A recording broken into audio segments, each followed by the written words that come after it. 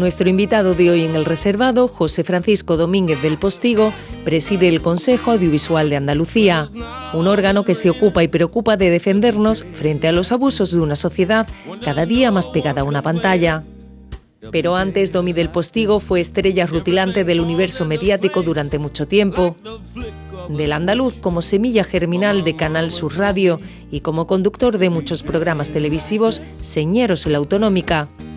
Y también del nacional, tras convertirse 2 años nada menos que en Chico Hermida en Antena 3. Domi se ganó el título de domador de escenarios, micrófonos y platós, pero también atravesó océanos de ostracismo, de los que siempre salió a flote gracias a sus tablas, su extraordinaria capacidad comunicativa y la ternura que emana bajo el disfraz del personaje.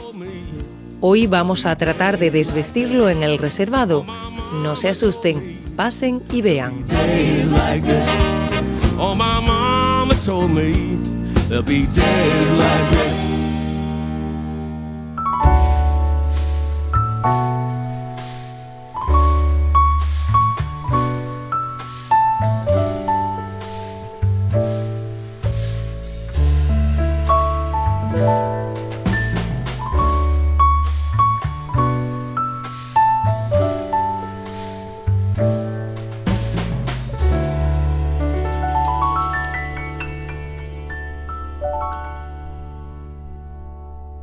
¿Qué tal, Domi? Muy buenas.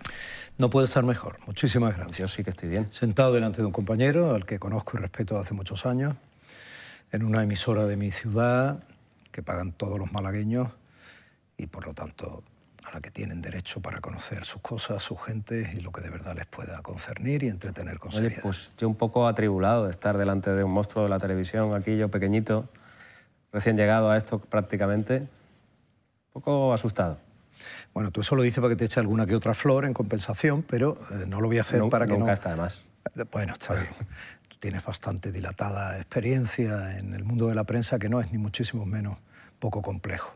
Sí, yo he transitado todos los medios, sí, por supervivencia, no por méritos. Algo habrá, algo tendrá el agua cuando la bendice. Vamos a ver, he invitado a Domi del Postigo en calidad actual de presidente, por supuesto, del Consejo Audiovisual de Andalucía, pero he invitado a Domi del Postigo, un personaje con una trayectoria tremenda. Si te parece, hablamos un poquito primero de lo que te ocupa hoy en día, que es ese consejo, no sé si muy conocido por los andaluces. ¿Qué es eso? ¿Un gran hermano de lo audiovisual? ¿De qué se trata? ¿A qué te ocupas? Sí, no es conocido, no es muy conocido por los andaluces, sin embargo lo pagan. Por lo tanto, estaría bien que al menos, si tienes la opción de conocerlo, yo lo estoy intentando en la medida de mis posibilidades, junto con el resto de los miembros del Pleno, pues, hombre, que sepan que se trabaja para defenderles, que se trabaja para informarles, que se trabaja para que los posibles abusos mediáticos de un mundo cada vez más audiovisual, hablabas de Gran Hermano, pues de alguna manera cada vez más omnipresente, pues no les afecten, ¿no? Para que de alguna forma entre la sociedad entera, en primera instancia la administración pública y todo lo que la administración y los gobiernos puedan hacer para limitar que las empresas que están emitiendo los contenidos no abusen o no quieran enganchar a los menores como clientes eternos desde pequeños, incluso sin importarles que puedan estar accediendo a contenidos para adultos que en algunas ocasiones son incluso hirientes o lesivos para el desarrollo mental o personal de un adulto, etcétera, ¿no? Pues humildemente existen reguladores institucionales del audiovisual en todos los estados. Nosotros estamos fundamentalmente adscritos a la Unión Europea y pertenecemos a la PRAI, que es una organización de estados iberoamericanos. Todos esos reguladores institucionales, insisto, hablo de los que están regulados desde los estados, Andalucía es estado como comunidad autónoma, pues tienen entre ellos al Consejo Audiovisual de Andalucía. Nosotros salimos del Parlamento, somos un órgano de extracción parlamentaria. Con su que tú presides, tienes un consejo. Claro, yo formo parte del consejo, soy consejero también, y entre mis compañeros y yo formamos lo que es un órgano colegiado, y el presidente obviamente tiene sus atribuciones y es el representante legal de todo el órgano. Y hablamos de las funciones. Por ejemplo, siempre se ha conocido, por lo menos lo que nos dedicamos a esto, que estudiáis el pluralismo que se ejerce en las televisiones públicas como esta. ¿Cuál es la salud del pluralismo de las televisiones públicas andaluzas? Bueno, pues mira, cuando siempre me dicen, va lleno de notas, de libros y tal y cual, Esta es una de las publicaciones medulares cada año. Este año es amarillo, otro año lo maquetamos de otra manera, ¿no?, del Consejo Audiovisual de Andalucía. Esto no lo hace nadie, lo hace solo el Consejo. El Barómetro Audiovisual de Andalucía establece radiografía, en la medida de lo posible, con más de 3.000 entrevistas cada año, a los andaluces y andaluzas en su relación con los medios audiovisuales. Y, por ejemplo, ¿qué opinan ellos del pluralismo? Sale bastante bien, en líneas generales sale bastante bien. Lo que no quiere decir a lo mejor que esté bien, pero desde luego desde la opinión de los andaluces y andaluzas no está mal, aunque dan por hecho y normalizan que los medios de comunicación en líneas generales no suelen ser especialmente plurales, y eso es preocupante. O sea, que normalicemos ciertas cosas que son un derecho, sobre todo en las televisiones y radio públicas, claro, es preocupante. Pero tampoco se alarman ante lo que ellos ven u oyen de sus medios, ¿no? Entonces, digamos que tenemos un equilibrio razonable, más o menos equiparable a la mayoría de las democracias medianamente consolidadas, sobre todo en el entorno europeo. Y con respecto a la privada, con todas las dificultades que lógicamente está pasando la empresa de medios de comunicación... A la privada le podemos exigir por ley una serie de cosas y otras no. Por ejemplo, yo a las televisiones privadas no las tengo dentro del informe anual de pluralismo que tanto las televisiones locales como las televisiones autonómicas andaluzas hace el Consejo, ¿no?, o como la desconexión de Televisión Española para Andalucía, etc. Pero a las privadas les puedo exigir todo lo demás, entre comillas, quiero decir. Les puedo exigir, efectivamente, que no afrenten a un colectivo vulnerable, les puedo exigir que no hagan publicidad ilegal, les puedo exigir que traten en la medida de lo posible de compensar la presencia de la mujer respecto a la presencia de los hombres en temas que son perfectamente equiparables, etcétera, ¿no? O sea, eso les puedo y les exijo, eso sí. Y volviendo a la pública, tú que empezaste, eres del equipo fundador de Canal Sur Radio, que has trabajado en la autonómica, ¿tú eres defensor real de la necesidad de que haya un ente público de comunicación autonómico, pero también de que los haya locales?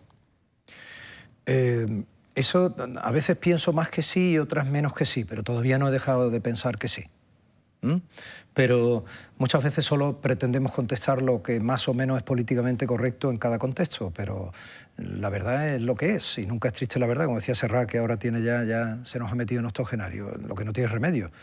Y hay que tener en cuenta que hay televisiones locales que pueden tener más sentido que otras.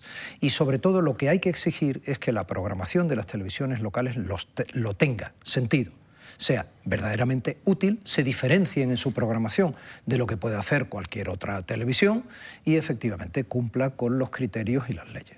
Sí, porque al final, además, si dices que buena parte de la ciudadanía da por hecho que el gobernante de turno pues puede decir lo que le dé la gana y que la televisión pública que maneja o que financia pues tiene que darle toda la alfombra, ahí mal vamos, ¿no? ¿Cómo concienciamos a la gente de que... Mal vamos, si bien está que tú lo digas, que eres el responsable de esta televisión en este momento, ¿no?, en Málaga. Bien está, y yo te lo agradezco. Es difícil a veces meter en la cabeza de personas que están en ejecutivos políticos determinados que no siempre salir más o no siempre sentirse especialmente acosado cuando ya se llega al poder y antes se ha sido oposición y se pensaba que el poder no le dejaba a uno desde la oposición poder tener una mínima luz y foco en los medios, sobre todo públicos, que están obligados a ello, y así nunca llegaría a la posibilidad de gobernar para hacer todo lo que él pensaba que debía hacer para mejorar lo que no hacía el otro gobernante, y que luego efectivamente una vez en esa misma posición se vayan adquiriendo las mismas inercias. Todo es complejo, todo es humano, ¿vale? Y por eso tiene que haber reguladores institucionales y por eso tiene que haber leyes en todo. Y eso es lo que caracteriza el valor de las democracias. Sobre todo el de que sean sanos en su trabajo y en su función los órganos independientes que deben serlo, aunque estén pagados por toda la ciudadanía mediante sus impuestos. Si todas las estructuras que están diseñadas funcionaran, todo iría bastante mejor. Pero las inercias son las que hay. Estamos en un momento, además, en nuestro país en concreto y en muchos países. Hemos sabido hace unos días, por ejemplo, la condena a Trump y que, sin embargo, tiene una popularidad que le puede volver a ser presidente en una democracia tan consolidada y gigantesca como la de Estados Unidos. Hay tantísimos matices. Estamos en un momento extraño donde opinar algo sobre Gaza e Israel ya es posicionarte a la fuerza y se convierte en un elemento más de confrontación. No, esto no puede ser. Estamos en un momento donde, a través de la inteligencia artificial, artificial, ya el Photoshop anterior o las herramientas que había para generar fake news o imágenes falsas, etcétera, va a llegar a una perfección que va a hacer que casi nada parezca o pueda parecer que sea real, aunque parezca que lo es. Estamos en un contexto muy complejo. En ese contexto complejo, yo creo que lo mejor que podemos hacer es mantener la calma, exigir que las instituciones funcionen, por favor, implicarse como ciudadanos. Y por eso sí es importante que haya esos informes como el que señalabas antes, que haya un contraste, ¿no? Es que tú te que puedes apoyar en ese informe. Claro. Te puedes apoyar. De hecho, aquí salís bastante bien. Eso es importante que lo digas, que Canal Málaga desde hace mucho tiempo sale muy bien en ese informe. Pero no lo digo yo, y está bien que digas desde hace mucho tiempo, te honra, para no decir que solo es un mérito tuyo, que llevas cierto tiempo. Yo llevo 9 meses aquí. Está bien, pero yo lo digo también que llevo 1 año y medio en el Consejo, cuando se habla un poco de algunas de las cosas que estamos haciendo, ¿no? Pero está muy bien que digas eso.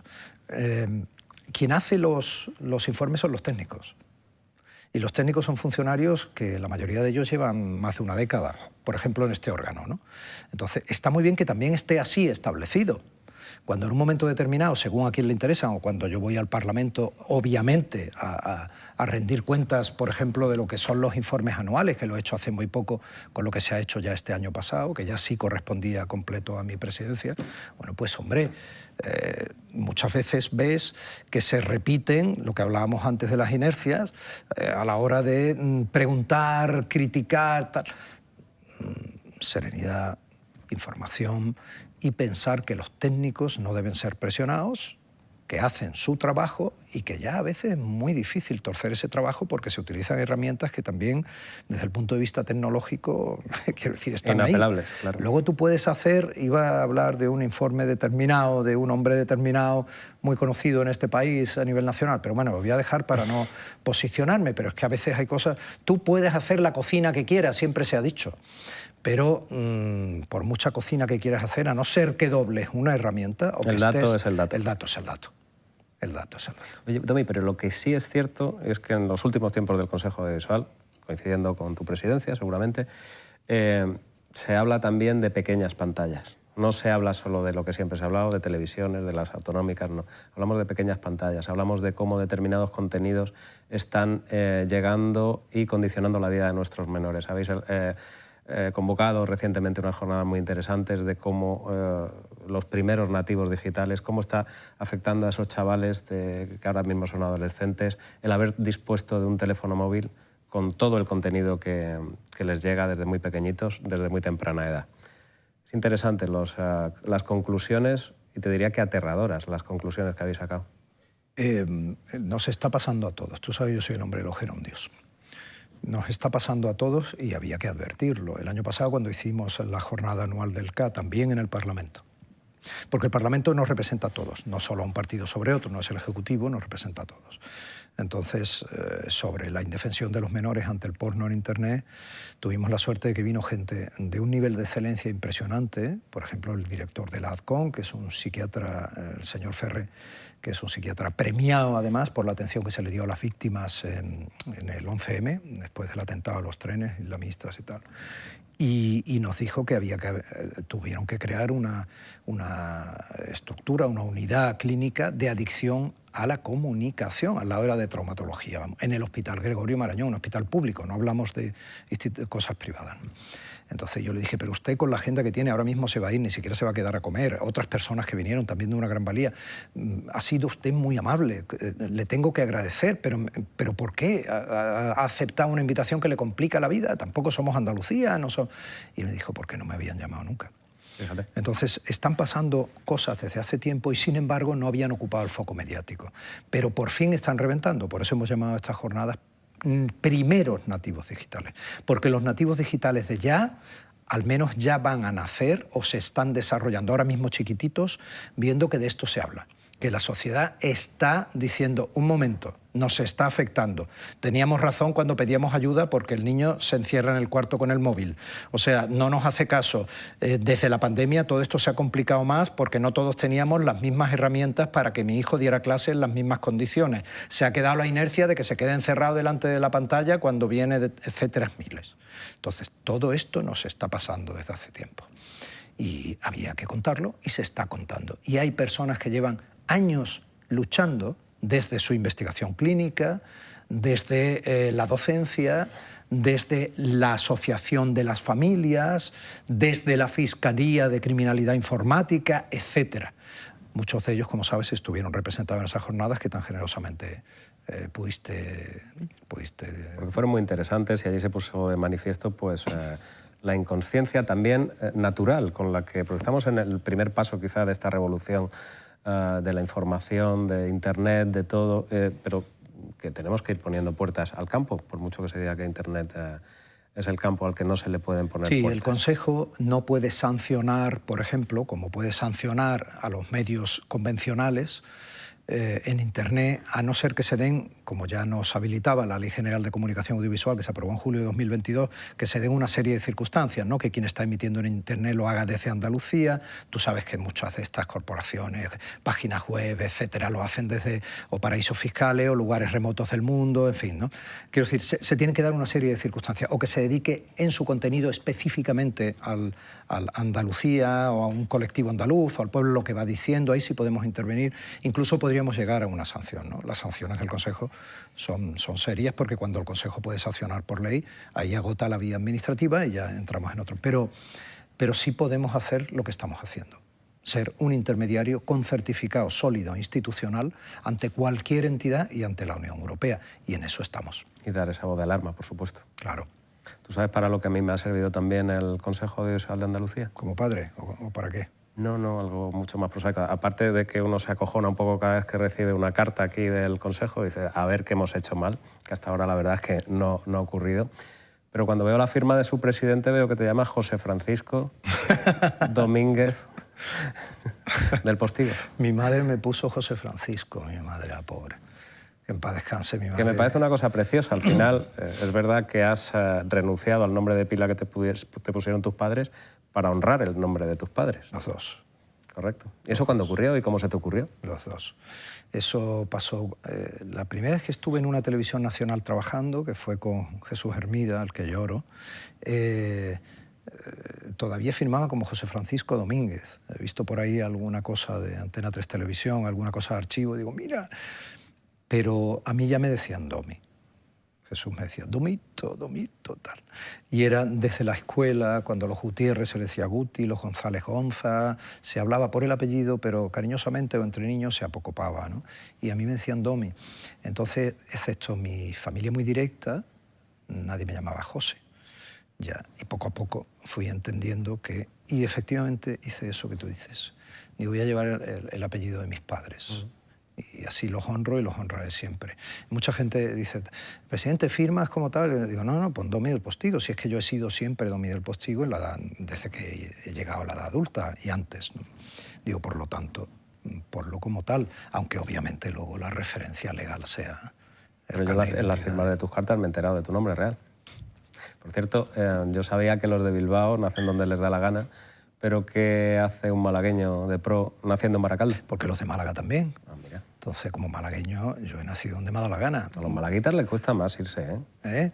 A no ser creas, que el hambre apretara. No claro. creas, te voy a decir una cosa. Cuando yo estaba en Madrid, en una etapa de bastantes años de supervivencia y tal, haciendo mil cosas que tienen que ver con la comunicación, incluido cine, incluido radio, incluido prensa, de televisión. Cuando yo estaba en Madrid, yo veía malagueños y veía gaditanos. Sevillanos no vi ninguno, por ejemplo, ¿no? Ahora que, no por nada, quiero decir, todos somos... Pero quiero decirte que el malagueño sí sale. Bueno, tenemos aquí a Antonio Banderas. Yo me acuerdo cuando Antonio se fue, ¿no? Antonio me lleva allí 4 años o algo así. Y yo, quiero decir, de aquí la gente sí se mueve, ¿eh? No creas. Sí se mueve, aunque esto puede ser una jaula de oro, ¿no? Pero tú naciste en Baracaldo por otras circunstancias. Porque Mi padre estuvo 16 años, era malagueño igual que mi madre, y el típico maqueto, como se decía. Mi padre hizo buenos amigos en Euskadi. Y bueno, aquello era otro contexto y mi padre se fue, pues bueno, como albañil de la construcción, que persona humilde, que no tenía estudios y tal, pues llegó a encargado de obra, que era lo máximo que más o menos podía llegar. Y fue una persona muy querida en la empresa, Agromán. Tuvo la suerte de estar, aquella época, acuérdate que la gente trabajaba en una empresa y solía estar casi toda la vida, ¿no? Bueno. Jubilarse en ella, incluso. por eso. Pero me vine muy pequeño. Vuelves a Málaga pequeño. Muy pequeño, sí. Haces muchas cosas, incluso inicias la carrera de Derecho. Sí, estuve hasta tercero. Sí, yo era buen estudiante, ¿eh? Yo, tuve un profesor al que yo también lloro, que era Alejandro Rodríguez Carrión, uno de los más grandes europeístas que he conocido y con mayor formación jurídica, que llegó a ser decano de la Facultad de Derecho, pero era muchas más cosas. A mí me dio como catedrático de Derecho Internacional Público. Sí. Bueno, pues Alejandro me decía, ay, don y tal, es que eres el Felipe González de la facultad. Tus dotes de dramaturgia ya estaban patentes en la facultad. Y llevé teatro a la facultad, llevé teatro también. Y llevamos más cosas. ¿Y el gusanillo de los medios de comunicación cuándo? Siempre. Siempre. Los medios de comunicación y el escenario en sentido amplio. Da igual que sea de tablas, da igual que sea el objetivo de una cámara, un micrófono. Siempre. Siempre. Esa necesidad de comunicar, siempre.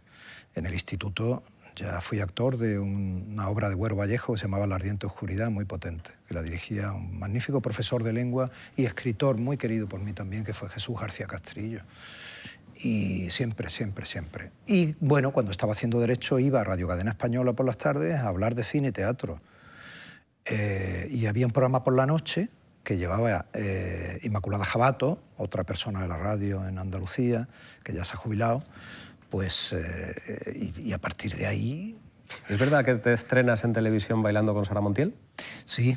¿Eso cómo ocurre? Sí, porque me llamó Miguel Ángel Blanco, que estaba entonces director del Centro de Producción de Canal Sur en Málaga, y desde aquí se hacía un programa que se llamaba Abanico, que fue el primer programa así de gran formato, recuerdo, en la televisión pública andaluza, que presentaba Carmen Avenza. Y en ese programa Abanico, un día iba Sara Montiel y hacía falta, me llamó Miguel Ángel y me dice, Domi, por favor, échanos una mano. Hacía falta alguien vistosito que bailara con ella agarrado la versión en español que ella hacía de As Time Goes By, El tiempo pasará, de la versión de la banda sonora de Casablanca. Y claro, ¿y cuál era el problema? Que Sara ya estaba bastante limitada, tenía un problema en las piernas severo. Y me parece que estaba entonces, no me parece, con Pepe Tous, era su pareja antes de morir, y recuerdo esa ternura de Pepe Tous diciendo, por favor, agárrala con cuidado, tal. Y efectivamente yo puse carita, la agarré, estuvimos bailando, mientras ella con el micro muy pegada a mí, me cantaba El tiempo pasará, y es verdad que tenía problemas de movilidad, entonces tenía que parecer que bailábamos plácidamente, aunque yo la sostenía. Y luego se produce la llamada de Jesús Hermida, que en principio te creías que era una coña. No, era Antonio de la Torre. Yo decía Antonio, que era compañero mío. Estabas en Canal Sur entonces, por poner Antonio estaba conmigo trabajando en el programa, en producción, y es como mi hermano, es pequeño. Y entonces yo decía, Antonio lo imita todo. Y yo decía, está Antonio con la broma y tal y cual, ¿no? Ahí se dieron muchas circunstancias con las que no me voy a alargar hasta que por fin, y con cierto cabreo, dice, bueno, menos mal que me coges el teléfono y tal. Le digo, perdona Jesús, pero yo pensé que no eras tú y tal. Dice, que y sí, efectivamente. Oye, ¿cómo fue lo de trabajar con Jesús Hermida? Fue muy, muy interesante. Y en el tiempo que me tocó, 20 y tantos años, quiero decir, es que todo es la aventura de vivir, ¿no? Y encima con esa... Jesús, para las nuevas generaciones que si nos ven, no sabrán quién es, pero Jesús era todavía uno de los grandísimos comunicadores que hacía historia cada día, ¿no? De la televisión, y el más americano. Es muy interesante. Un andaluz de Huelva, con mucha historia personal, y que se quedó huérfano muy pronto de padre, que era pescador, un día no volvió, pero era el más americano de todos. Tú llegas además cuando siempre se hablaba de las chicas Hermida, pero tú eras chico Hermida. Sí. Yo era chico Hermida porque él hizo una apuesta, no acababa de encontrar lo que quería y entonces, muy hábil, con criterio de marketing, se inventó un poco los chicos. Entonces era en este país que estaba acostumbrado a las chicas, aunque también había algunas chicas estupendas, pero se inventó ese grupito de chicos, Miguel Ortiz, Juan Carlos Cerezo, Carlos García Hirfield y yo, ¿no? Y yo era el coordinador de todo el equipo de imagen. Y aquello fue una experiencia fascinante.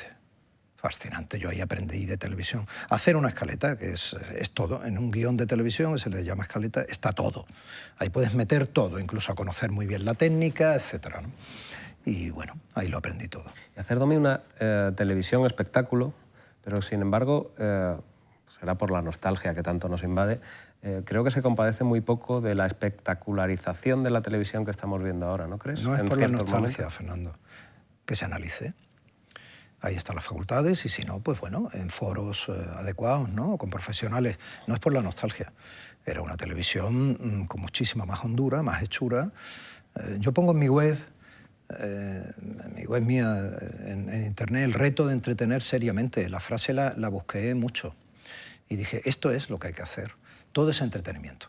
Al principio se creía la antigua Radio Nacional. Buenas tardes, Radio Nacional de España. No se trata de eso.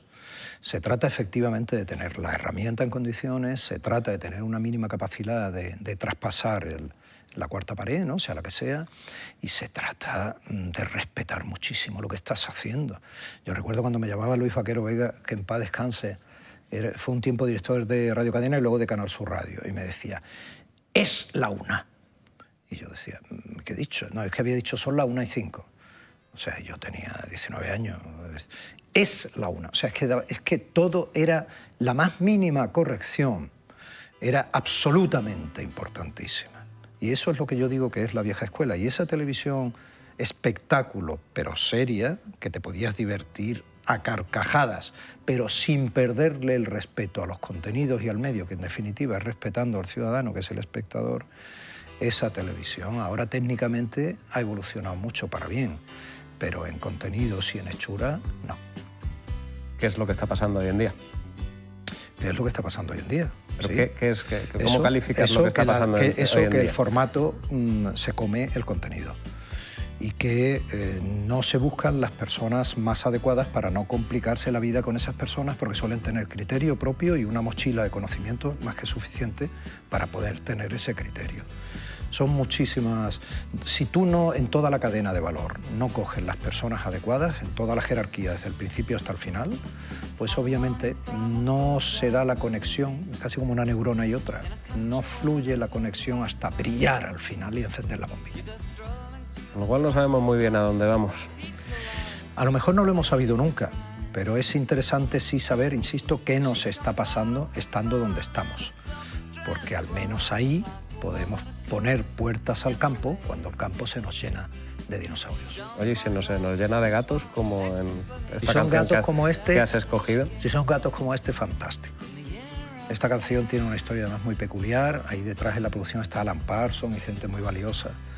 Y no acababa de encontrar la letra al Stewart, que yo tampoco hice un seguimiento del resto de su música.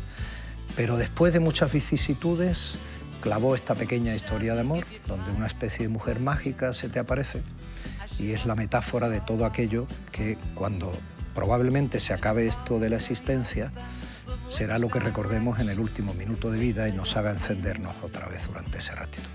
Pues nos acordaremos mucho de esta entrevista, Domi. Ha sido un verdadero placer, pero tenemos que despedirnos. Muy bien, yo también, el placer ha sido mío, te lo agradezco muchísimo, mucho ánimo, mucha ilusión y a entretener seriamente. Pues gracias por estar aquí, nos quedamos con ese consejo y nos volveremos a citar seguro. A ti, y viva Málaga. Viva.